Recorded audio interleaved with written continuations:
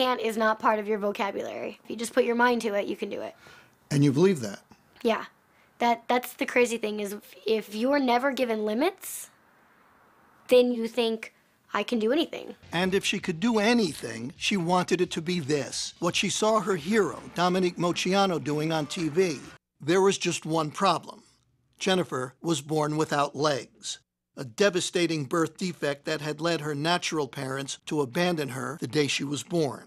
It bothered me to think that there was a little girl that was left at the hospital and she had no legs, so I thought she needed a family that would love her and take care of her. Sharon and her husband Gerald brought her home to the tiny town of Hardinville, Illinois. Population 50, they say, if you count the dogs and cats. They decided to raise her like they raised their 3 healthy sons, with no limitations and just one simple rule. Never say the word can't. You said, I want to be a tumbler. You didn't have legs. Right.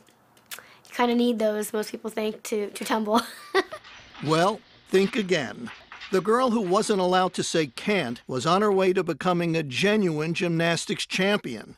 She started at 7 on the trampoline with her dad.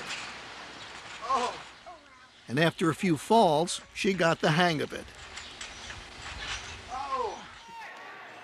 In time, she was competing.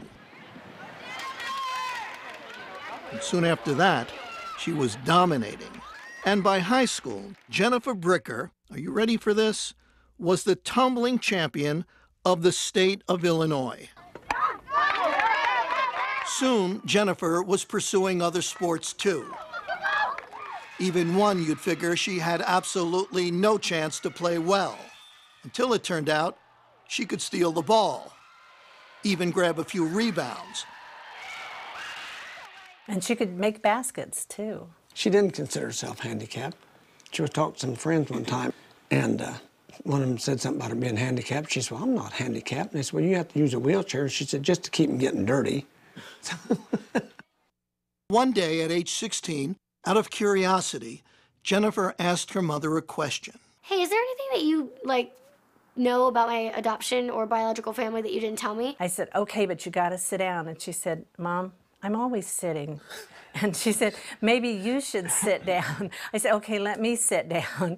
And she said, well, what's the big deal? Just tell me what my last name is. And I said, well, that's the big deal. And she said, what do you mean? And I said, your last name would have been Moceanu. I knew what that meant. I knew that Dominique Moceanu was my biological sister.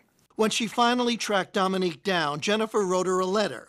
Inside the envelope were adoption papers, a photograph, and a stunning piece of news. My biological last name is Moceanu. That line, I was just like, I can't believe this is happening. Everything was there. The evidence was there. Jennifer looked like the spitting image of my youngest sister, Christina. What a moment for anyone to even speak to their childhood idol, but for their childhood idol to be their sister, that's something. She told me she was an athlete in the letter. In fact, I was her inspiration to start tumbling and doing gymnastics. And then on the phone call, she goes, oh, by the way, I have no legs. I mean, she's like, wait a minute, didn't you just tell me that you're an acrobat and you did all these sports? And I could just hear the wheels turning, and Yeah. And I said, who is this girl? Oh my gosh. How did she have this attitude to persevere in life and overcome every obstacle? And she's my sister. Jennifer has moved out to Hollywood. Where else if you want to be a star? She drives a specially equipped car and lives a normal, independent life. And she's earning a living. How else? As a gymnast. She's an acrobat who has toured with Britney Spears.